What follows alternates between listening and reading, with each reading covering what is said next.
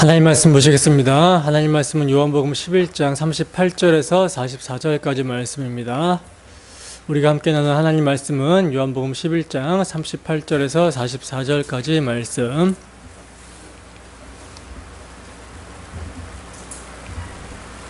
다 찾으셨으면 우리 함께 한 목소리로 합독하도록 하겠습니다. 시작.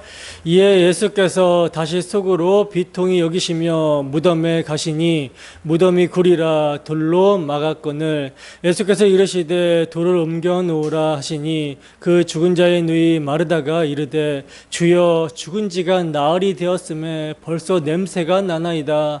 예수께서 이르시되 내 말이 내가 믿으면 하나님의 영광을 보리라 하지 아니하였느냐 하시니 돌을 옮겨 놓으니 예수께서 눈을 들어 우러러 보시고 이르시되 아버지여 내 말을 들으신 것을 감사하나이다. 항상 내 말을 들으시는 줄을 내가 알았나이다. 그러나 이 말씀을 하옵는 것은 둘러선 무리를 위함이니 곧 아버지께서 나를 보내신 것을 그들로 믿게 하려 함이니이다.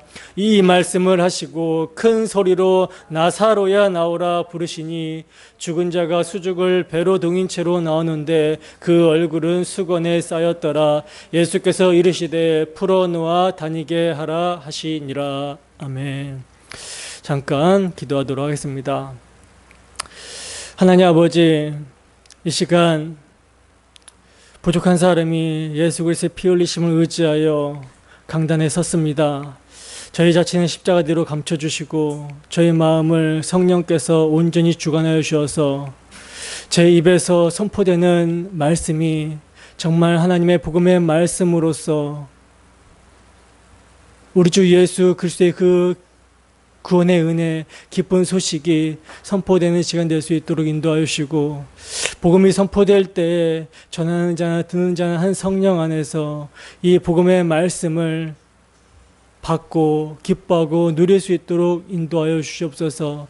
하나님 아버지, 강단에서 선포되는 말씀을 우리 모두가 하나님께서 직접 이 자리에 임재하셔서 하시는 말씀으로 받게 하시고 두렵고 떨림으로 받게 하셔서 그 말씀이 우리의 심령을 변화시키고 우리의 삶을 변화시키고 우리로 하여금 주 하나님의 영광을 위하여 살 수 있도록 하나님 인도하여 주시옵소서. 이 시간 주 성령께서 충만함으로 함께하여 주실 것을 소원하며 거룩하신 예수님 이름으로 기도드립니다. 아멘. 나사로야 나오라.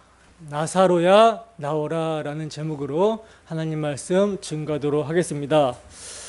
여러분, 우리는 지난 시간에 마리아가 우는 것과 또 함께 마리아를 따라 나온 유대인들의 웃는 것을 보시고 심령의 비통히 여기시고 불쌍히 여기시사 눈물을 흘리시는 예수님의 모습을 자세히 살펴봤었습니다. 기억나십니까? 여러분, 예수님께서 나사로의 죽음 앞에서 울고 있는 저들의 모습을 보면서 심령이 비통히 여기셨다라는 것은 어떤 의미라고, 어떤 의미의 표현이라고 말씀을 드렸죠? 엠브리 마우마이, 가슴이 찢어지는 듯한 분함, 즉 매우 분노하셨다라는 것을 표현하고 있었다라는 것을 말씀을 하고 있었죠. 그럼 여러분, 우리 주님은 무엇 때문에 이렇게 가슴이 찢어지는 듯한 분노의 감정을 표출하신 것입니까? 하나님의 형상으로 지음받은 사람을 유혹하여 죄가 세상에 들어오게 하고 그 죄의 값인 죽음으로 모든 사람을 파멸케 한 죽음의 세력을 잡은 자 마귀에 대해서, 원수 사탄 마귀에게 우리 주님은 분노의 감정을 표출하신 것이죠. 그리고 주님은 목자 없는 양같이 유리방황하면서 죽음의 세력을 잡은 자에게 죽기를 무서함으로 종로로 타는 모든 자들을 불쌍히 여기셨어요. 그리고 주님은요, 나사로의 무덤을 보면서 눈물을 흘리셨는데 여러분, 이 눈물의 의미, 주님의 눈물의 의미가 무엇을 의미하는 거였습니까? 죄로 말미암아 생명의 근원이신 하나님과 단절이 된 인생들의 그 모습이 마치 나사로가 무덤에 있는 것과 같은 그런 죽음의 모습이라는 사실을 우리 주님께서는 바라보시고 눈물을 흘리신 거예요. 그 죽음 가운데 있어서 부활이요 생명이신 당신 자신을 알아보지 못하고 그저 주님이 늦게 오셔서 내 오라비가 죽게 되었다라고 탄식과 슬픔을 쏟아내며 주님께서 무엇을 하러 오셨으며 당신의 사랑이 무엇인지를 전혀 모르고 무감각한 것에 대한 비통함으로 눈물을 흘리신 거예요. 부활이며 생명이신 주님을 못 알아보고 그저 자신의 신세를 한탄하며 주님의 사랑을 의심하는 자들을 보면서 주님께서는 우셨던 것입니다. 진실로 그들의 질고를 아시는 눈물이며 당신의 뜻과 마음과 생각을 알지 못하는 자들을 위한 안타까움의 눈물이셨어요. 여러분, 우리는 이러한 주님의 분노와 주님의 긍휼하심과 주님의 눈물을 흘리신 마음을, 이 주님의 마음을 진정 아십니까? 바울 사도는요, 누가 주의 마음을 알아서 주를 가르치겠느냐, 그러나 우리가 그리스도의 마음을 가졌느니라 하고 말씀합니다. 성령으로 말미암아 십자가의 도, 우리 주 예수 그리스도의 복음을 깨닫고 믿게 되어 거듭난 자들, 중생하게 된 자들은요, 그리스도의 마음을 가지게 된다라는 거예요. 그리스도의 마음을 알게 된다라는 것입니다. 여러분, 우리가 그리스도와 함께 다시 살리심을 받기 전에는요, 살아나지 못했을 때, 죄화물로 죽어 있을 때는요, 주님의 마음을 알지 못했어요. 주님께서 무엇에 대해서 분노하시는지에 대해서, 주님의 긍휼히 여기심에 대해서, 주님의 눈물의 의미에 대해서 전혀 알지 못했습니다. 왜냐하면 우리는 그때 허물과제로 죽어 있었기 때문이라는 것이죠. 때문에 예수님은요, 요한복음에서 계속해서 증거하고 있듯이 태초에 하나님과 함께 계신 말씀이며 만물이 그로 말미암아 지은 바 되었고 지은 것이 하나도 그가 없이 된 것이 없는 창조주 하나님이시고 그분 안에만 생명이 있고 그 생명은 사람들의 빛이 됐는데도 불구하고, 그리고 그 예수님이 말씀이 육신이 되어서 이 세상에 자기 백성에게 빛으로 오셨고 그 백성에게 생명이 되어주시기 위해 오셨음에도 불구하고 사람들이 그 말씀을 듣지 못하고 빛을 보지 못하고 생명이신 그분을 영접하지 않더라는 것입니다. 요한복음 1장 1절에서 5절 말씀입니다. 함께 했습니다. 시작. 태초에 말씀이 계시니라. 이 말씀이 하나님과 함께 계셨으니 이 말씀은 곧 하나님이시니라. 그가 태초에 하나님과 함께 계셨고 만물이 그로 말미암아 지은 바 되었으니 지은 것이 하나도 그가 없이는 된 것이 없느니라. 그 안에 생명이 있었으니 이 생명은 사람들의 빛이라. 빛이 어둠에 빛이되 어둠이 깨닫지 못하더라. 아멘. 여러분, 이것이 성경의 증거예요. 마치 태초에 하나님께서 천지를 창조하기 전에 어떤 모습이었습니까? 혼돈과 공허와 흑암의 모습이었죠. 죄인들의 심령이 지금 혼돈과 공허와 흑암만이 있는 그러한 모습이라는 거예요. 그러니까 이미 죄와 사망의 권세가 사람들을 혼돈스럽게 하였고 공허하게 하였고 캄캄한 흑암 가운데 있게 한 거라는 것이죠. 그러므로 이런 상태에서 여러분, 사람들이 추구하는 것은요, 사람들이 추구하는 진선미 이런 것은요, 결국 혼돈과 어둠이라는 거예요. 썩어서 냄새가 나는 거라는 것입니다. 여러분, 이러한 상태를 요한복음은 처음부터 지금까지 증거하고 있는 것입니다. 여러분, 바리새인, 그것도 이스라엘의 율법 선생이라고 하는 니고데모가 어떤 상태였습니까? 예수님께서 거듭난 중생을 이야기하는데도 깨닫지 못해요. 그러니까 그도 중생하지 못했다라는 것이죠.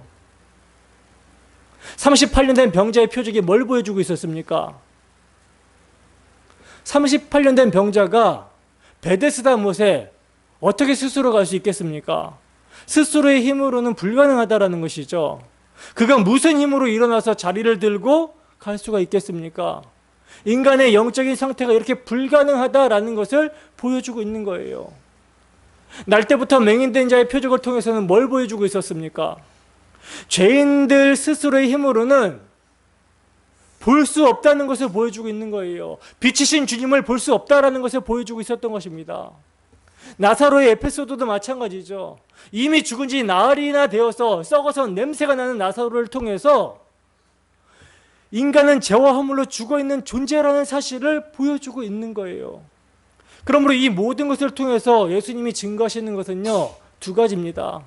그중 하나는 죄와 사망의 권세가 어떤 것인지를 보여주고 있는 것이고요. 또 하나는 이러한 죄와 사망 안에 있기 때문에 스스로 나올 수 있는 자는, 그 죄와 사망 안에서 스스로 나올 수가 있는 자는 없다라는 거, 불가능하다라는 것을 보여주고 있는 거예요. 그렇기 때문에 요한복음에 등장하는 인물들은요, 스스로의 힘으로는, 죄인들의 스스로의 힘으로는 불가능하다라는 것을 보여주기 위해서 동원이 되고 있는 거예요. 그러므로 스스로 일어날 수 있다라고 하는 자들, 스스로 본다라고 하는 자들, 이들을 오히려 눈이 멀게 하고 귀가 막히게 하는 이 동전의 양면처럼 이러한 일들이 예수님의 사역에서 드러나고 있는 것입니다. 보지 못하는 자들은 보게 하고 듣지 못하는 자들은 듣게 하는데, 자기가 본다 듣는다 하는 자들은 귀가 막히고 보지 못하는 일이 동전의 양면처럼 드러나고 있는 거예요.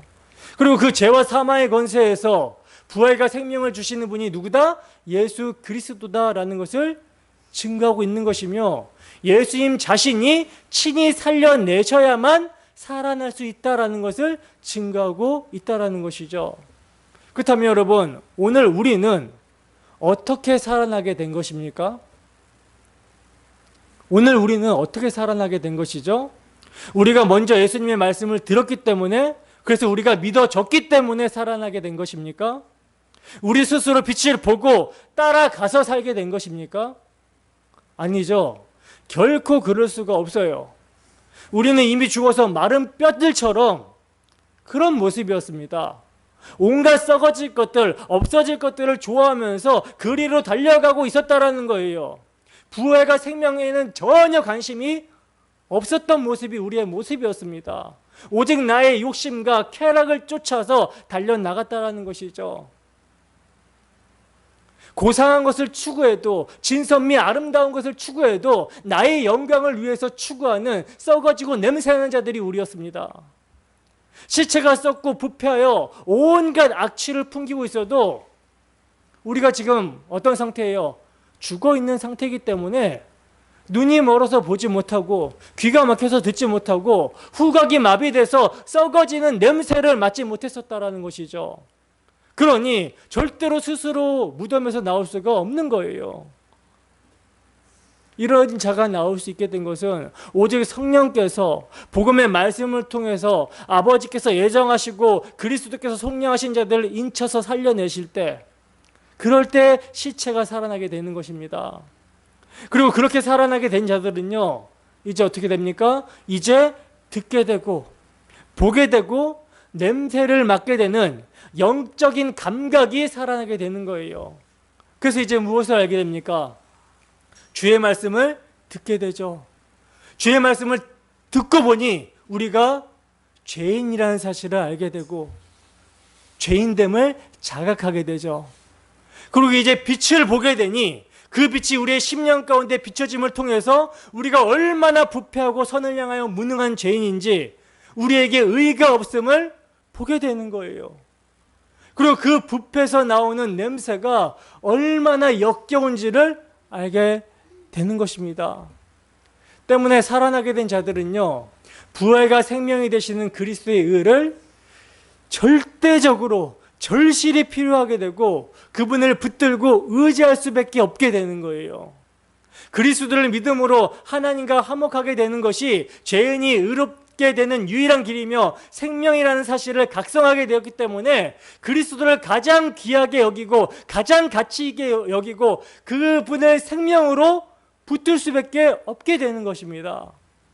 그러므로 그리스도와 함께 다시 살리심을 받은 자들은요, 그리스도의 비통함, 그리스도의 긍휼, 그리스도의 눈물의 의미를 알게 된다라는 것이죠. 그리스도의 마음을 가진 자가 되는 것입니다. 여러분, 우리는 그리스도의 대속을 믿음으로 그리스도와 함께 다시 살리심을 받으셨습니까? 그래서 이러한 영적인 감각이 살아나셨습니까? 이건요, 다시 살리심을 받고 끝나는 것이 아니에요. 여러분들이 그리스도와 함께 다시 살리심을 받고 끝나는 것이 아니라 다시 살리심을 받았을 때 시작이 되는 것입니다. 그때부터 구원이 시작이 되는 거예요. 그리고 언제 끝납니까? 그리스도께서 재림하심으로 몸의 구속이 일어나게 될 때 그제서야 끝이 나는 것이죠. 그리스도께서 재림하심으로 몸의 구속이 일어나기 전까지는요, 우리는 죄와 사망의 몸에 대한 자각을 통해서 믿음으로 이를 날마다 그리스도와 함께 못 받고 우리의 정과 유혹 탐심, 세상 사랑, 세상 자랑, 내 의, 이런 것들을 그리스도와 함께 날마다 십자가에서 죽었다가 여기고 함께 못 받고 그리스도를 의지하여 새 생명 가운데 하나님과 화목하는 삶으로 나아가는 그런 삶을 살게 되는 거예요. 그래서 여러분, 그리스도인에게 있어서 성화도요, 성령의 역사로 복음될 때에 일어나게 되는 것입니다. 하나님께서 우리의 마음에 복음을 적용하실 때 그리스도 안에서 그가 이루신 복음이 사라지게 되는 거예요. 그러할 때 예수 그리스도 안에서 거룩함을 쫓아 살 수 있게 되는 거라는 것이죠. 그리스도와 다시 살리심을 받은 여러분, 오늘도 주의 말씀을 사용하시는 성령의 역사로 우리가 어디로부터 구원을 받았는지 알게 되기를 소원합니다. 그래야 오늘도 우리의 상태가 어떠한지 직면하고 자각하고 그리스도께 피하고 그리스도의 의만을 붙들고 의지하여 하나님의 영광을 보는 자들이 되기를 주님의 이름으로 축원합니다. 본문 38절입니다. 함께 읽습니다. 시작. 이에 예수께서 다시 속으로 비통히 여기시며 무덤에 가시니 무덤이 굴이라 돌로 막았거늘. 아멘. 자, 보시면 이에 예수께서 다시 속으로 비통히 여기시며 무덤에 가시니라고 말씀을 하고 있는데 여기서 이에라는 말은 37절과 연결이 되는 말이죠. 그래서 37절에 보시면 그중 어떤 이는 말하되 맹인의 눈을 뜨게 한 이 사람이 그 사람은 죽지 않게 할 수 없더냐라는 말을 하고 있는데 여러분, 이 말은 뭡니까? 예수가 맹인의 눈도 뜨게 할 수 있는 능력 있는 사람이라는 것을 아는데 나사로의 병을 고쳐주지 않고 죽게 내버려 뒀다면 지금 예수가 눈물을 흘리고 있는 것은 나사로를 사랑해서 우는 것이 아니다라고 이제 비아냥거리고 불신하면서 하는 의심의 말인 것이죠. 그러니까 마리아를 따라온 유대인들은요, 아니 그렇게 나사로를 사랑해서 눈물을 흘릴 정도라면 그를 왜 고쳐주지 않고 죽게 내버렸는가 라고 하는 의심으로 예수님의 흠을 잡고 있는 거예요. 여러분, 주님께서는 이렇게 죽음의 세력을 잡은 자 마귀 사탄에게 붙들려서 부활이요 생명이신 당신이 왜 오셨는지, 자기 백성을 어떻게 사랑하시고 구원하신지를 모르고 불신하며 조롱하면서 자기 중심적으로 주님을 판단하고 있는 저들의 모습에 다시 속으로 비통히 여기시면서 어디로 가십니까? 무덤에 가십니다. 지금 예수님이 누구신지, 그가 왜 오셨는지 알지 못하고 불신하는 저들의 모습이 어떤 모습이라는 거예요? 돌로 막아놓은 무덤에 있는 그 모습이라는 것을 성경은 보여주고 있는 거예요. 본문 39절입니다. 함께 읽습니다. 시작. 예수께서 이르시되 돌을 옮겨 놓으라 하시니 그 죽은 자의 누이 마르다가 이르되 주여 죽은 지가 나흘이 되었음에 벌써 냄새가 나나이다. 아멘. 자, 이제 무덤에 이른 예수님께서는요, 가나의 혼인잔치집에서 물로 포도주를 만드시는 표적을 행했을 때 하인들을 명하여서 항아리를 물로 채우라고 명령을 하셨듯이 마리아를 따라온 유대인들을 향해서 무덤을 막고 있는 돌을 옮겨 놓으라고 말씀을 하시고 있어요. 이것은 어떤 것입니까? 이것은 예수님의 표적이 실제 사건이라는 것을 보여주고 있는 것이거든요. 실제라는 사실을 보여주고 있는 거예요. 물이 포도주가 된 것을 항아리를 물로 채우고 연회장에 가져다 준 하인들이 알았듯이 나사로의 무덤에 돌을 옮겨 놓은 자들은요, 그가 어떻게 살아났는지, 나사로가 어떻게 살아났는지 확실하게 보고 알 수가 있었던 것입니다. 그러니까 예수님의 표적은 역사적 사실이라는 거예요. 근데 이제 그렇게 돌을 옮겨 놓으라고 예수님께서 말씀을 하셨는데 갑자기 누가 막아섭니까? 누가 막아서고 있어요? 죽은 나사로의 누이 마르다가 막아서고 있죠. 그러면서 하는 말이 뭡니까? 주여, 죽은 지 나흘이나 되었음에 벌써 시체 썩은 냄새가 납니다. 이러고 있어요. 그러니까 지금 마르다는요, 아니 지금 죽어 냄새난 자를 어떻게 하시려고 바위를 옮기라고 하는 것입니까? 이 말을 하고 있는 것이죠. 그러니까 마르다는 지금 예수님께서 나사로를 다시 살리실 것을 꿈에도 모르고 있는 거예요. 믿지 않고 있는 것이죠. 근데 여러분, 이 마르다가 어떤 고백을 했던 자입니까? 예수님께서 나는 부활이요 생명이니 나를 믿는 자는 죽어도 살겠고 무릇 살아서 나를 믿는 자는 영원히 죽지 아니하리라. 이것을 내가 믿느냐라고 물으셨을 때 마르다는요, 주여 그렇습니다. 주는 그리스도시요 세상에 오시는 하나님의 아들이신 줄을 내가 믿나이다 라고 신앙 고백을 했었던 자예요. 여러분, 그때 마르다는요, 하늘 아버지께서 가르쳐 주셔서 진실로 예수님에 대한 믿음의 고백을 했었습니다. 그러나 그 믿음의 고백이 자신의 실력이 아니라는 것을 지금 폭로당하고 있는 현장이에요. 우리도 마찬가지죠. 여러분, 우리도 예수님을 그리스도로 세상에 오시는 하나님의 아들임을 이렇게 믿는다라는 고백을 하지 않습니까? 그래서 예수님이 부활이요 생명이라는 사실과 예수님을 믿는 자는 죽어도 살겠고 살아서 믿는 자는 영원히 죽지 않는다라는 사실을 믿고 고백을 하잖아요. 진실로 그렇게 고백을 하잖아요. 여러분, 이러한 고백은요, 우리가 그리스도와 함께 다시 살아났기 때문에, 중생했기 때문에 하게 되는 고백이거든요. 중생하지 못한 자는 이런 고백을 할 수가 없어요. 예수님을 주와 그리스도라고 고백을 할 수가 없습니다. 우리가 살아났기 때문에 마르다가 죽은 지 나흘이나 되는 자기 오빠 시체 냄새를 맡았듯이 우리 안에 옛사람 시체 썩은 냄새를 감지할 수 있다는 것이죠. 그렇다면 이때 이렇게 감지가 됐을 때, 그 시체 썩은 냄새가 감지가 됐을 때 우리는 뭘 해야 되는 것입니까? 부활이요 생명이신 그리스도께서 이러한 우리를 다시 살리실 줄을 믿어야 되죠. 근데 믿지를 못하는 거예요. 그리스도의 피 흘리심과 다시 사심의 복음을 붙들고 생명이신 주님께서 우리 안에 하실 일을 기대하고 나아가야 되는데 어떤 모습을 보일 때가 많습니까?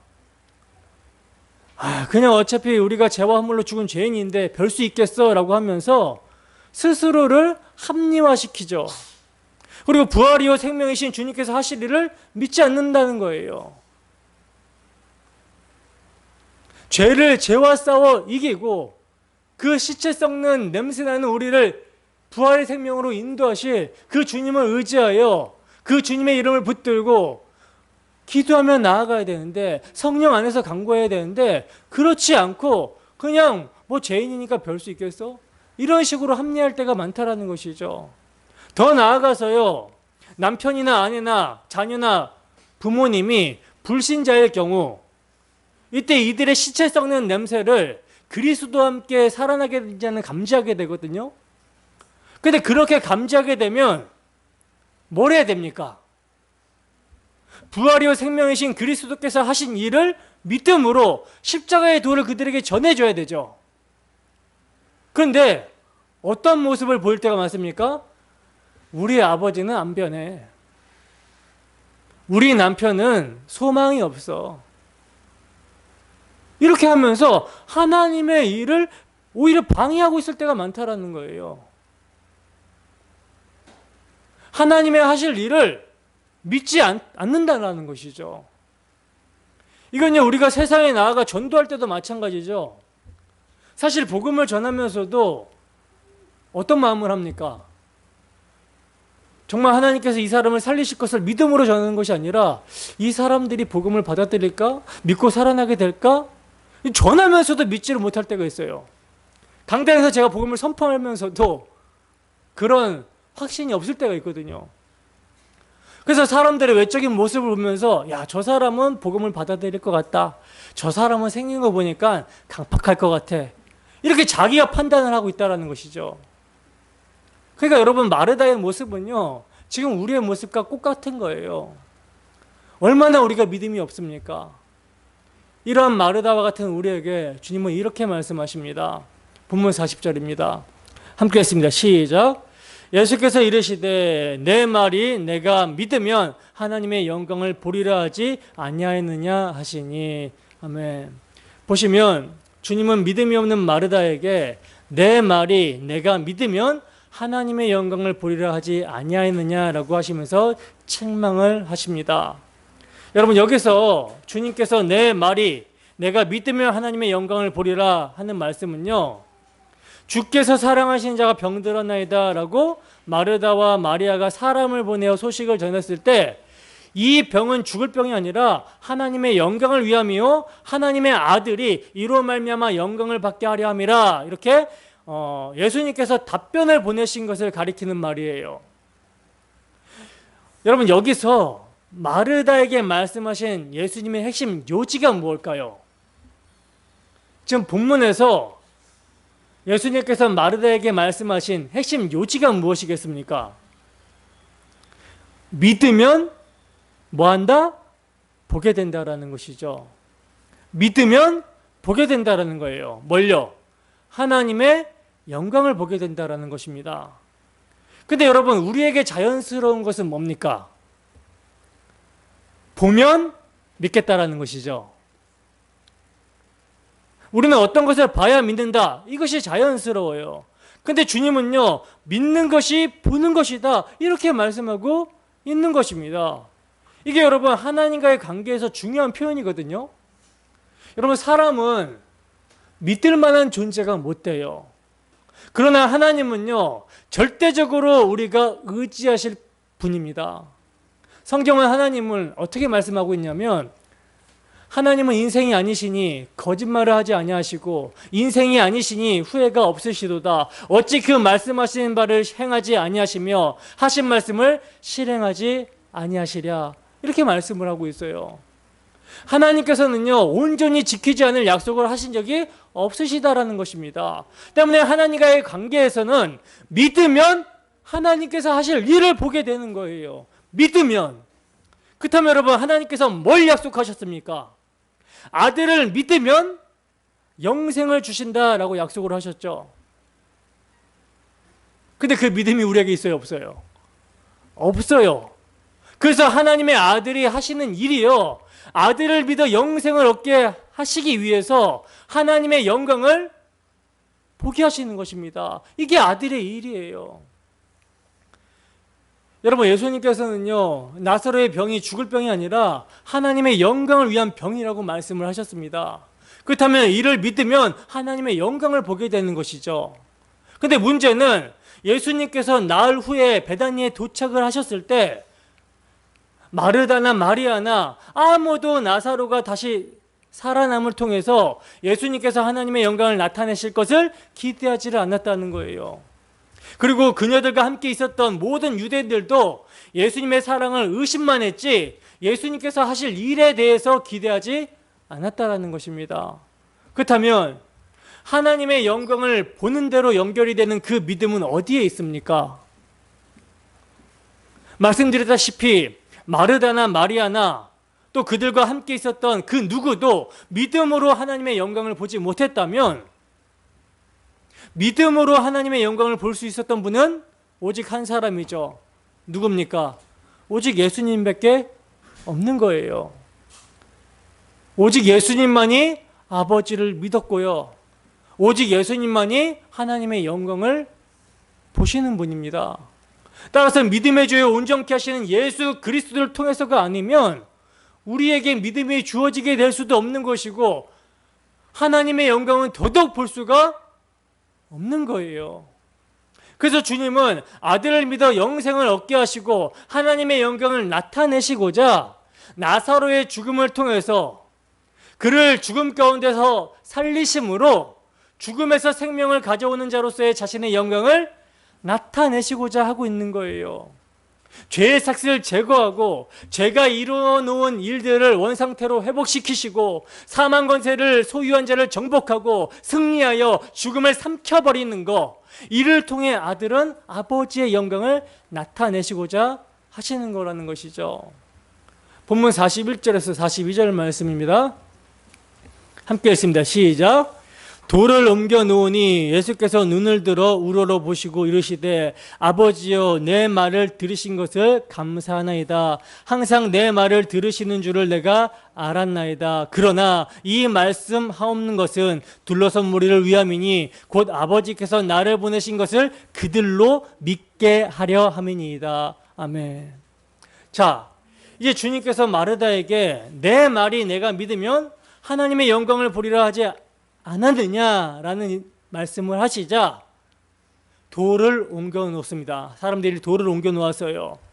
그리고 이제 믿음 없는 그들을 믿게 하시기 위해서 예수님께서 표적을 베푸시기 전에 감사 기도를 아버지께 하고 계시는데 여기서 여러분 중요한 요점은 뭐냐면 예수님께서 이렇게 하시는 것은요, 예수님을 하나님께서 보내셨다라는 것을 그들로 믿게 하시고자 이렇게 하시는 거라는 거예요. 믿게 하시기 위해서. 여러분, 예수님은요 일부러 기도하지 않으셔도 나사로를 살려낼 수 있습니다. 그분은 하나님과 하나이신 분이기 때문에 그냥 나사로야 나와라 하여도 그 창조의 능력으로 나사로를 부르실 수가 있다는 거예요. 그러나 여러분, 예수님의 사역은요 단순히 나사로를 죽은 자 가운데서 살리시는 것이 아니라는 것이죠. 육적인 생명을 위해서 오신 분이 아니라는 거예요.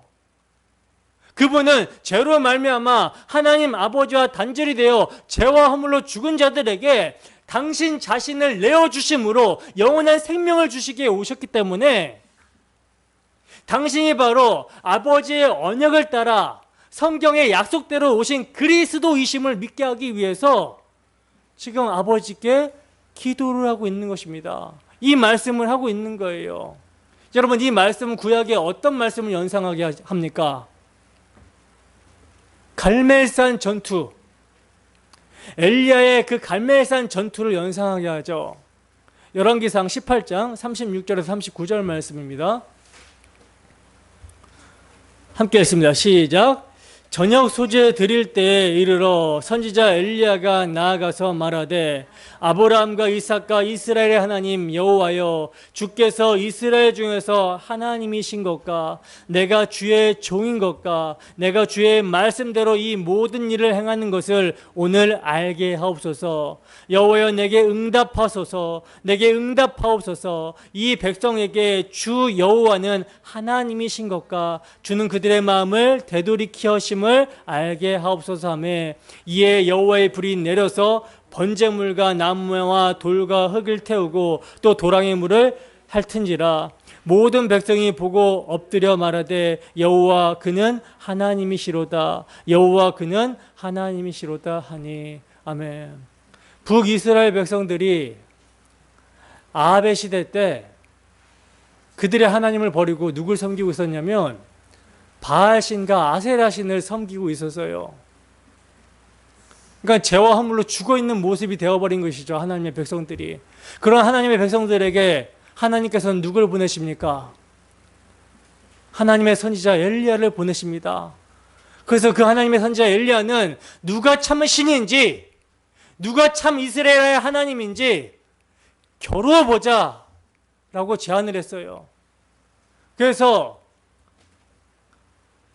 바알과 아세라 그 선지자 850명 대 엘리야 한 사람이 대결을 하게 됩니다.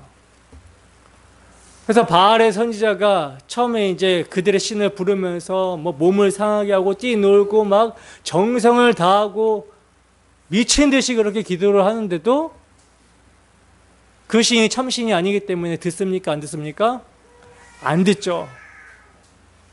그리고 이제 시간이 지나서 저녁 소재를 드릴 때 이제 엘리야 차례가 된 거예요.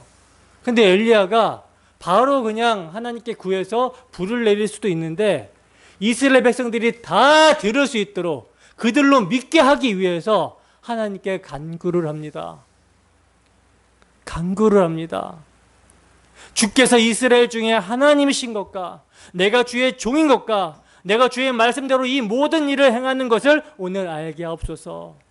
주 여호와는 하나님이신 것과 주는 그들의 마음을 되돌이키심을 알게 하옵소서 라고 하면서 기도했더니 하나님의 불이 하늘에서 내려와서 다 살라버리죠. 그래서 백성들의 입에서 뭘 고백하게 합니까? 여호와 그는 하나님이시로다. 여호와 그는 하나님이시로다. 이런 고백을 하게 있어요. 여러분, 이 말씀은 주님께서 나사로의 무덤 곁에서 하신 말씀의 의미를 이해하게 해주는 열쇠가 되는 말씀입니다. 엘리야는요, 하나님으로부터 보냄을 받았는데 그는 그리스도의 모형이었다라는 거예요. 그러므로 그리스도는요, 그가 아버지로부터 보냄을 받았다라는 것을 확증해 주시기를 지금 아버지께 기도한 거라는 거죠. 만약 아버지께서 그를 보내시지 않으셨다면 아버지께서는 예수님의 말씀을 아무것도 듣지 않으실 것입니다. 그러나 아버지께서 나사로의 무덤 곁에서 주님의 말씀을 들으신 것은 그가 하나님의 보내심을 받은 그리스도라는 사실을 나타내주고 있는 분명하고도 완벽한 증거였어요. 본문 43절에서 44절입니다. 함께 했습니다. 시작. 이 말씀을 하시고 큰 소리로 나사로야 나오라 부르시니 죽은 자가 수족을 배로 동인 채로 나오는데 그 얼굴은 수건에 쌓였더라. 예수께서 이르시되 풀어놓아 다니게 하라 하시니라. 아멘. 자, 이제 믿음 없는 자들에게 주님께서 아버지로부터 보냄을 받았다는 사실을 믿게 하기 위해서 주님께서는 큰 목소리로 감사기도를 드린 후에 이 말씀을 하시고 큰 소리로 나사로야 나오라 하고 말씀하십니다. 여러분, 지금 주님은요, 나사로야 나오라 하고 말씀을 하고 있어요. 만약 주님께서 나사로야 나오라 하지 않고 그냥 나와라 했으면 어떻게 됐을까요? 모든 시체가 다 살아나게 됐을 것입니다. 나사로야 나와라 이렇게 특정 이름을 부르고 있다는 것은요, 하나님의 선택받은 자만이 그 말씀을 듣고 살아나게 된다라는 이것을 보여주고 있는 거예요. 그리고 이제 나사로야 나와라 하고 주님께서 말씀하시자 그 말씀의 능력으로 나사로가 수족을 배로 동인 채로 나오게 됩니다. 그리고 이것을 본 사람들에게 주님께서는 풀어서 다니게 하라고 말씀을 하시죠. 자, 여러분, 이 엄청난 사건을 통해서 성경은 우리에게 무엇을 증거하고 있는 것입니까? 우리도 죽으면 부활한다라는 거? 물론 옳은 말씀인 것이죠. 그러나 그보다 중요한 것은요, 주님 자체가, 주님 자신이 부활이요 생명이라는 사실을 보여주고 있는 거예요. 그리고 또 우리를 살리신 것도, 죄화물로 죽은 우리를 살리신 것도 예수님이 나사로야 나와라 하신 이러한 창조의 능력으로, 아니 그 창조의 능력을 뛰어넘어서 죄의 값은 사망이라고 하는 하나님의 공의를 해결하시기 위해 당신 자신을 십자가에 내어주시고 부활하신 그 엄청난 능력으로 우리를 불러내신 것입니다. 그 복음의 말씀이 성령의 나타나심과 능력으로 우리에게 임하여 우리를 살려내셨다는 거예요. 여러분, 우리가 전에는요, 나사로처럼 무덤에 누워 있었습니다. 죄화물로 죽어 있었어요. 세상의 풍습을 쫓아서 살았습니다. 본질상 진노의 자녀로 살았어요. 약속의 언약에 대해서는 외인이었고 세상에 소망도 없고 하나님도 없는 그런 모습이었습니다. 근데 이러한 우리를 누가 살렸어요? 긍휼이 풍성하신 하나님께서 살리셨어요. 그래서 우리가 주님의 음성을 듣고서 살아나오게 된 것입니다. 주님의 음성을 듣고서 내가 반응하여 살아난 것이 아니죠. 그죠? 시체에게 아무리 소리를 지른다고 살아납니까? 불로 태운다고 뜨겁다고 합니까? 손을 자른다고 아프다고 합니까? 그처럼 하나님에 대해서 감각이 없었던 우리들인데, 하나님에 대해서 감각 없이 살아온 우리들인데, 예수님이 나사로야 나오라 하는 것처럼 우리를 불쌍히 여기셔서 당신의 죽음과 부활의 능력으로 나오라고 불러주신 거라는 거예요. 각자의 이름을 불러주셨다라는 것이죠. 여러분, 나사로야 나오라 하는 말에 자기 이름을 넣어서 한번 불러보세요. 사명아 나와라. 여러분, 이렇게 말씀이신 주님은요, 말씀이 육신이 되어 이 세상에 오셨고 자기 백성을 살리시기 위해 십자가에 달려 죽으시고 부활하심으로 그 안에서 함께 죽고 함께 살게 된 자들을 그 말씀의 능력으로 부르시는 거예요. 그리고 그렇게 부르신 자들에게 성령이 임하여 살게 하시니 주님의 음성을 이제야 알아듣게 되더라는 것입니다. 여러분들이 지금 주님의 말씀을 듣고 알아듣게 되었다라는 것은요, 여러분들이 그 주님의 부르심의 능력으로 살게 되었기 때문에 알아듣는 거예요. 여러분들이 감각이 생겼다라는 것은 살게 되었기 때문에 감각이 생기게 된 것입니다. 우리가 살아났기 때문에 예배도 드리고 하나님의 말씀도 듣고 하나님을 아버지라 부르고 예수님을 나의 주님이라고 이렇게 고백하게 되는 것이죠.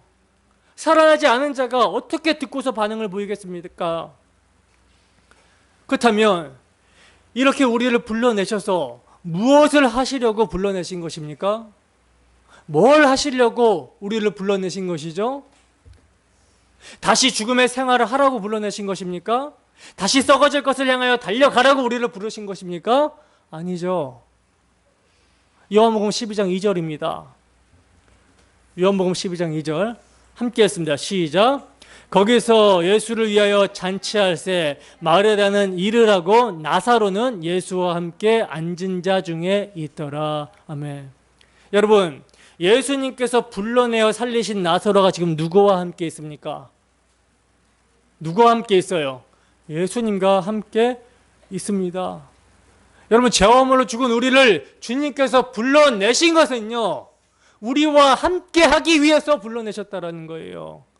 그리고 9절에서 11절 보겠습니다. 요한복음 12장 9절에서 11절 함께 있습니다. 시작. 유대인의 큰 무리가 예수께서 여기 계신 줄을 알고 오니 이는 예수만 보기 위함이 아니요 죽은 자 가운데서 살리신 나사로도 보려 함이로라. 대제사장들이 나사로까지 죽이려고 모이하니 나사로 때문에 많은 유대인들이 가서 예수를 믿음이로라. 아멘. 보시면 여러분, 유대인의 큰 무리가 예수님이 여기 계신 줄을 알고 왔는데 예수님만이 아니라 누구도 보러 왔다라고 합니까? 죽은 자 가운데서 살리신 나사로도 보러 왔다라고 말씀을 하고 있어요. 그러자 대제사장들이 누구까지 죽이려고 합니까? 예수님으로 말미암아 죽었다가 살아남으로 예수님이 하나님이 보내신 자 그리스도라는 사실을 증거해 줄 나사로까지 죽이려고 모의했다라고 그러죠. 왜? 나사로 까닭에 유대교를 떠나서 예수 믿는 사람들이 많아졌기 때문이라는 거예요. 자, 그렇다면 여러분, 이제 이것을 우리에게 한번 적용해 봅시다. 적용해 봅시다. 허물과 죄로 죽어서 썩어 냄새 나는 것들을 좋아라 여기고 살았던 우리가 주님의 음성을 듣고 주님의 죽으심과 부활이라는 복음의 은혜로 성령의 나타나심과 능력으로 살아나게 되었습니다. 그렇다면 여러분, 죄와 허물로 죽었다가 살아난 우리의 모습을 보고 우리 때문에 세상을 떠나 예수를 믿어야 되겠다라고 하는 사람들이 있습니까? 여러분, 예수님께서 죽은 자 가운데서 부활하심으로 말미암아 우리를 거듭나게 하고 구원하여 사는 소망을 주시면요, 영생을 위하여 살라고, 썩지 않고 새하지 않고 더럽지 아니하는 나라가 있기 때문에 그 나라를 준비하며 살라고 우리를 불러내셨는데 우리는 이 부르심에 합당하게 살고 있습니까? 그래서 우리 주위의 사람들이 우리를 보고서는 당신은 참 이상하다, 왜 이렇게 좋은 것을 시시하게 여기고 돈도 안 되고 가치 없는 그 예수 믿는 일에 관심을 가지고 있냐라고 하면서 그러한 의문을 가지고 우리에게 물어온 사람이 과연 몇 명이나 됩니까? 우리를 보고서 우리가 가진 소망에 대해서 물어오는 자가 얼마나 되냐는 거예요. 나사로 까닭에 유대교를 떠나듯이 나 때문에 세상을 떠나려고 마음이라도 먹어본 사람이 과연 몇 명이나 되냐는 것이죠.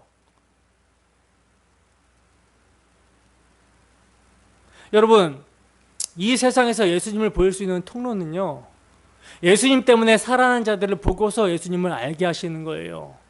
이게 우리를 교회로 부르신 교회의 사명입니다. 여러분, 나사로가 다시 살아서 몇 년을 더 살다가 죽었는지 우리는 모르지만 나사로가 다시 살아나서 이제 그가 삶을 살아갈 때 그가 죽기까지 어떤 삶을 살았을까요? 한번 천국을 맛보고 온 사람이 어떻게 삶을 살았을까요? 바울 사도가 천국을 보고 왔습니다. 3층전에 갔다가 왔다고 그러죠. 바울 사도가 어떤 고백을 합니까? 천국을 맛보고 와서는 어떤 고백을 하죠? 내가 빨리 육신을 벗고 가고 싶다. 그러나 가지 못하는 것은 너희를 위함이라고, 사명 때문에 가지 못하는 것이라고 말씀을 하고 있어요. 그러니 이미 살아난 자는요, 살아서 성령의 보존 가운데 그 주님의 영광의 나라를 맛본 자는요, 그 주님의 영광의 중요한 것, 그 주님의 영광의 나라가 얼마나 좋은지 이 세상에서 어떤 어려움과 고난과 실패와 좌절 속에서도 전혀 낙심치 아니하더라는 것입니다. 일체의 비결을 배우고 내가 부족함이 없으리로다 하고서 살더라는 거예요. 죽도록 고생하면서도 내 은혜가 내게 족합니다 라고 하면서 살더라는 것이죠. 어떻게 이러한 모습이 나타나게 되는 것입니까? 우리가 죄와 물로 죽었던 곳에서 살아났기 때문에 이러한 모습이 나타나게 되는 거예요. 그렇다면 여러분, 우리도 나사로처럼 바울처럼 살아난 사람이 맞다면 무언가 다른 삶이 나타나야 되는 것이 정상적인 것이죠. 하나님 나라에 참여한 바가 되었다면 뭔가 다른 삶이 나타나야 되는 것이 정상적인 거예요. 나타나지 않고 있는 모습이 비정상입니다. 여러분, 우리는 영원한 것을 준비하고 있습니까? 세상에 썩어질 것에 가치를 두는 것이 아니라 영원한 것에 목숨을 걸고 있습니까? 영원한 것을 위하여 세상에 썩어질 것을 초계처럼 여기고 버리고 있습니까? 나를 사랑하사 나를 위하여 자기 목숨을 버리신 그 주님이 우리의 최고의 가치가 되고 최고의 영광이 되고 있습니까? 그래서 그 주님의 이름과 주님의 명예를 위해서 우리는 살고 있습니까? 여러분들의 신앙의 성적표를 한번 매겨보시기 바랍니다. 나의 신앙생활을 점검하는 성적표를 한번 스스로 만들어 보세요. 기준은 예수 그리스도의 장성한 분량입니다. 얼마나 말씀에 순종하고 있는가, 얼마나 기도를 하고 있는가, 얼마나 희생을 하였는가, 얼마나 남을 나보다 낫게 여겼는가, 얼마나 주님을 사랑하였는가, 이렇게 항목을 만들어서 한번 체크해 보시기 바랍니다. 아니, 지금 당장 시도를 해봅시다. 나는 주께서 나를 살려낸 후의 삶을 어떻게 살고 있는지 지금 당장 한번 체크를 해봅시다. 기준은 베드로 전후서로 합니다. 성경에 밑줄을 그으시든지 펜이 없으면 접어두시든지 표시를 해두시고 나중에 한번 더 점검을 해보시기 바랍니다. 베드로전서 1장 3절에서 4절 말씀입니다. 함께 읽습니다. 시작. 우리 주 예수 그리스도의 아버지 하나님을 찬송하리로다. 그의 많으신 긍휼대로 예수 그리스도를 죽은 자 가운데서 부활하게 하심으로 말미암아 우리를 거듭나게 하사 산 소망이 있게 하시며 썩지 않고 더럽지 않고 새하지 아니하는 유업을 있게 하시나니 곧 너희를 위하여 하늘에 간직하신 것이라. 아멘. 자, 보시면 베드로 사도는 우리 주 예수 그리스도의 아버지께서 그 많으신 긍휼대로 예수 그리스도를 죽은 자 가운데서 부활하게 하심으로 말미암아 우리를 어떻게 했다? 거듭나게 하셨다라고 말씀을 하고 있어요. 썩어지고 더럽혀지고 쇠하는 죽음의 나라에서 영원의 그 생명의 나라로 살려내셨다라고 하는 것이죠. 나사로야 나오라 하고 말씀하신 것처럼 우리를 살려내신 것입니다. 그러므로 우리에게 무엇을 하라고 말씀하고 있는지 보겠습니다. 베드로전서 1장 13절에서 17절 말씀입니다. 함께 읽습니다. 시작. 그러므로 너희 마음의 허리를 동이고 근신하여 예수 그리스도께서 나타나실 때에 너희에게 가져다 주실 은혜를 온전히 바랄지어다. 너희가 순종하는 자식처럼 전에 알지 못할 때에 따르던 너희 사욕을 본받지 말고 오직 너희를 부르신 거룩한 이처럼 너희도 모든 행실에 거룩한 자가 되라. 기록되었으되 내가 거룩하니 너희도 거룩할지어다 하셨느니라. 외모로 보시지 않고 각 사람의 행위대로 심판하시는 이를 너희가 아버지라 부른즉 너희가 나그네로 있을 때를 두려움으로 지내라. 아멘. 자, 보세요. 사도는 그러므로 어떻게 살라고 하시는 것입니까?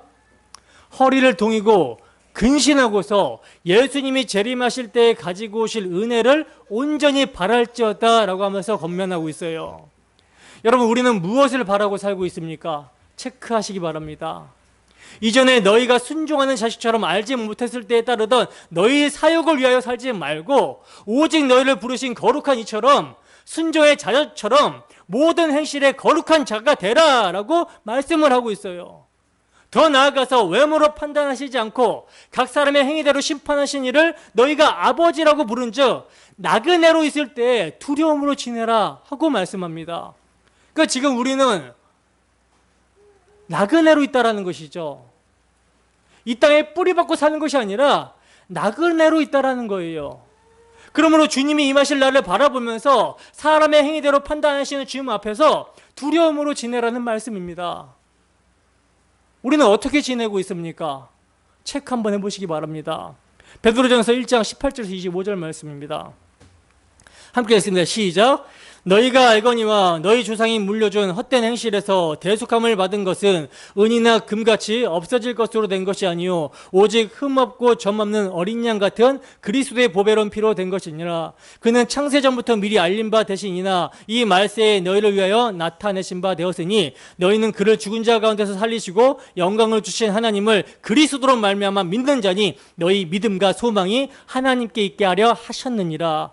너희가 진리를 순종함으로 너희 영혼을 깨끗하게 하여 거짓이 없이 형제를 사랑하기에 이르렀느니 마음으로 뜨겁게 서로 사랑하라. 너희가 거듭난 것은 썩어질 씨로 된 것이 아니요 썩지 아니할 씨로 된 것이니 살아있고 항상 있는 하나님의 말씀으로 되었느니라. 그러므로 모든 육체는 풀과 같고 그 모든 영광은 풀의 꽃과 같으니 풀은 마르고 꽃은 떨어지되 오직 주의 말씀은 세세토록 있도다 하였으니 너희에게 전한 복음이 곧 이 말씀이니라. 아멘.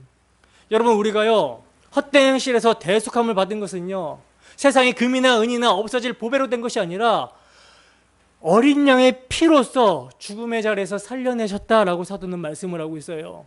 그리고 이렇게 살려내심은 우리의 믿음과 소망이 하나님께 있게 하려고 하셨다라고 사도는 말씀합니다. 그렇다면 여러분, 질문합니다. 우리의 소망이 어디에 있습니까? 하늘에 있습니까? 아니면 땅에 있습니까? 여러분, 거짓 없이 형제를 사랑하십니까? 피차 뜨겁게 사랑하십니까? 말로만 아니라 행함과 진실함으로 사랑하고 있습니까? 체크하고 점검해 보시기 바랍니다. 베드로전서 2장 1절에서 3절입니다.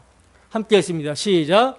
그러므로 모든 악독과 모든 기만과 외식과 시기와 모든 비방하는 말을 버리고 갓난 아이들같이 순전하고 신령한 젖을 사모하라. 이는 그로 말미암아 너희로 구원에 이르도록 자라게 하려 함이라. 너희가 주의 인자하심을 맛보았으면 그리하리라. 아멘. 여러분, 사도는요 너희가 주의 인자하심을 맛보았으면, 너희가 살아났으면 뭘 버린다고 합니까? 악독, 기만, 외식, 시기, 비방의 말을 버리고 갓난아이와 같이 순전하여 신령한 젖을 사모하게 된다라고 말씀하고 있어요. 왜 신령한 젖을 사모하게 되냐면 신령한 젖을 먹어야 자라기 때문입니다. 여러분들은 신령한 젖을 사모하고 있습니까? 체크해 보시기 바랍니다. 베드로전서 2장 11절에서 12절 말씀입니다. 함께 읽습니다. 시작. 사랑하는 자들아, 거류민과 나그네 같은 너희를 권하노니 영혼을 거슬러 싸우는 육체의 정욕을 제어하라. 너희가 이방인 중에서 행실을 선하게 가져 너희를 악행한다고 비방하는 자들로 하여금 너희 선한 일을 보고 오시는 날에 하나님께 영광을 돌리게 하려 함이라. 아멘. 여러분, 사도는요 사랑하는 자들아 이렇게 우리를 부르면서 거류민과 나그네 같은 우리에게 권면을 하고 있습니다. 여러분, 우리는 영혼을 거슬려 싸우는 육체의 정욕을 제어하고 있습니까? 믿지 않는 이방인 중에 우리의 선한 행실로 인하여 하나님께 영광을 돌리고 있습니까?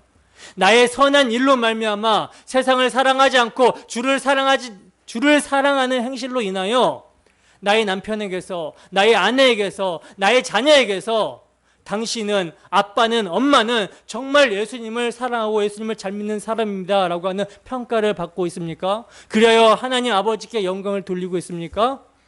체크해 보시기 바랍니다. 베드로전서 3장 8절에서 12절 말씀입니다. 함께 하겠습니다. 시작. 마지막으로 말하노니 너희가 다 마음을 같이하여 동정하며 형제를 사랑하며 불쌍히 여기며 겸손하며 악을 악으로 욕을 욕으로 갚지 말고 도리어 복을 빌라. 이를 위하여 너희가 부르심을 받았으니 이는 복을 이어받게 하려 하심이라.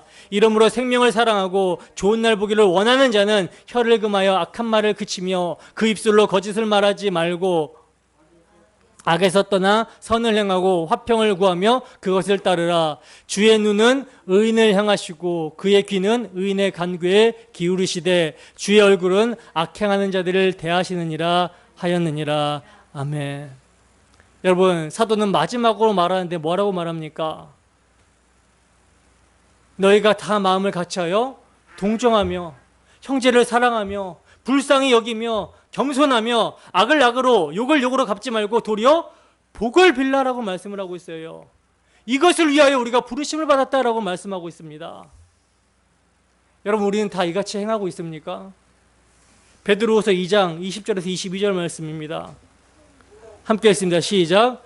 만일 그들이 우리 주 되신 구주 예수 그리스도를 알므로 세상의 더러움을 피한 후에 다시 그 중에 얽매이고 지면 그 나중 형편이 처음보다 더 심하리니 의의 도를 안 후에 받은 거룩한 명령을 저버리는 것보다 알지 못하는 것이 도리어 그들에게 나으니라. 참된 속담에 이르기를 개가 그 토하였던 것에 돌아가고 돼지가 씻었다가 더러운 구덩이에 도로 누웠다 하는 말이 그들에게 응하였도다. 아멘. 보시면 사도는요, 굉장히 무서운 말씀을 하고 있습니다. 주님을 안다고 하면서 또다시 더러움에 얽매이게 되면 알지 못한 것이 도리어 더 낫다라고 말씀하고 있어요. 근데 우리의 모습 한번 보시기 바랍니다. 우리는 개가 토한 것을 다시 먹고 돼지가 씻었다가 더러운 구덩이에 다시 들어가는 일을 반복하고 있지는 않습니까? 그렇다면 이제 성적을 한번 내보시기 바랍니다. 여러분들은 몇 점 정도 되는 것 같으십니까? 몇 점 정도 되세요? 여러분, 우리는요, 우리의 성적표를 보고 좌절이 나와야 되는 거예요. 우리가 얼마나 예수의 이름과 거룩하신 하나님의 영광을 욕되게 하며 살았는지 거기에 대해서 마음이 아파야 되고 좌절이 되어야 되는 것입니다. 그래야 그리스도를 의지하고 회개하게 되는 것이죠. 이것을 모르면 우리는 절대 그리스도를 의지하지 않습니다. 여러분, 우리에게 성적표가 엉망진창으로 나왔다라고 해서 낙심하지는 마시기 바랍니다. 왜냐하면 예수 그리스도의 의가 우리에게 복음이 되는 것은요, 그 예수 그리스도의 의는 하나님께서 시작하시고 하나님께서 마치시는 삼위 하나님의 사역이기 때문에 기쁜 소식이 된다라는 거예요. 나사로야 나오라 하신 그 말씀의 능력이 죄와 허물로 죽은 우리를 살렸다면 동일한 그 능력으로 살리신 자의 삶을 순종의 삶으로 인도하시고 마신다라는 것이죠. 죽여서라도 육을 죽여버리시더라도 우리를 결국 그가 원하시는 모습으로 만들어내시는 거예요. 그러면 어떻게 순종의 삶으로 우리를 인도하시는가? 베드로전서 4장 1절에서 3절 말씀입니다.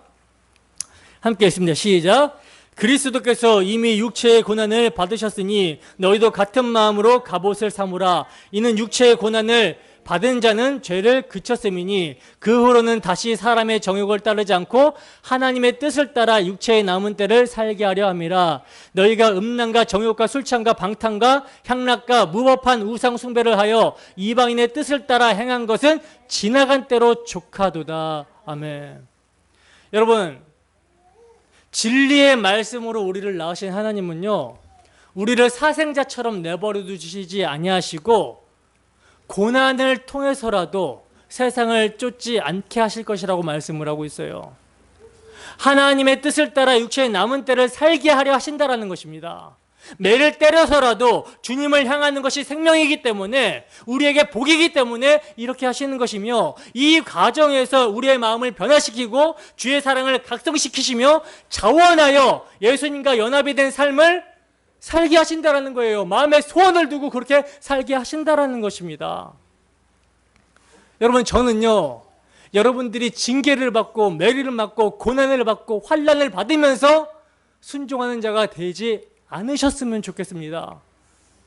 주의 말씀이 선포되는 이 자리에 정말 내가 죄인이라는 사실을 깨닫고 회개하고 돌이켜 예수를 의지하면 징계받지 않을 수 있잖아요. 요한 사도는요, 만일 우리가 죄가 없다고 말하면 스스로 속이고 또 진리가 우리 속에 있지 아니할 것이요 만일 우리가 우리의 죄를 자백하면 그는 미쁘시고 의로우사 우리의 죄를 사하시며 우리를 모든 불의에서 깨끗하게 하실 것이라고 말씀을 하고 있어요. 우리가 죄를 범하여도 아버지 앞에서 우리에게 대언자가 있으니 곧 의로우신 예수 그리스도다라고 말씀을 하고 있습니다. 때문에 여러분, 우리의 죄가 폭로되고 드러나고 하나님의 말씀대로 살지 못하고 또 세상이 썩어질 것을 바라보고 있는 우리의 모습이 말씀을 통해서 우리가 살아났기 때문에 자각을 하게 된다면 어떻게 해야 되는 거예요? 돌이키고 회개하는 것이 은혜라는 거예요. 근데 그 마음을 강팍하게 갖고 있으면 어떻게 됩니까? 이건 이제 하나님께서 끌고 가시는 거지요. 그 삶을 통해서 연단시키고 단련시키시는 것이죠. 근데 미련하게 그렇게 가지 마시고 말씀이 선포될 때 회개하고 돌이켜 예수를 믿어야 되는 거예요. 성령을 구하셔야 돼요. 우리 힘으로 살 수 있는 지금 모습이 아닙니다. 이 모습은 성령이 충만하고 예수 그리스도의 사랑에 완전히 장악이 되었을 때 그때 이러한 삶을 우리가 살아갈 수 있는 것이지, 하나님의 은혜로 이러한 삶을 살 수 있는 것이지 우리의 의지나 노력이 아니에요. 그러므로 여러분, 예수 그리스도의 의를 의지하고 믿음으로 성령 안에서 간구하고 기도하기를 소원합니다. 이 시간 말씀을 통한 주 성령의 나타나심과 능력이 여러분 우리 안에 역사하고 있습니까? 나사로를 불러 살리신 주님의 말씀의 능력은 오늘도 우리를 불러 살리시사 죽은 행실을 회개하여 주 예수를 위해 살게 하십니다. 여러분, 우리 모두가 산자가 맞다면 오늘도 우리들의 이름을 부르시는 말씀의 능력에 반응하게 되는 거예요. 진실로 그 말씀의 능력에 우리들 모두가 반응하기를 소원합니다. 그리하여 오직 믿음으로 하나님의 영광의 강체이신 예수를 위해 살아가는 우리 디아스포라 교회가 되기를 주님의 이름으로 축원합니다. 함께 기도하고 찬양하도록 하겠습니다.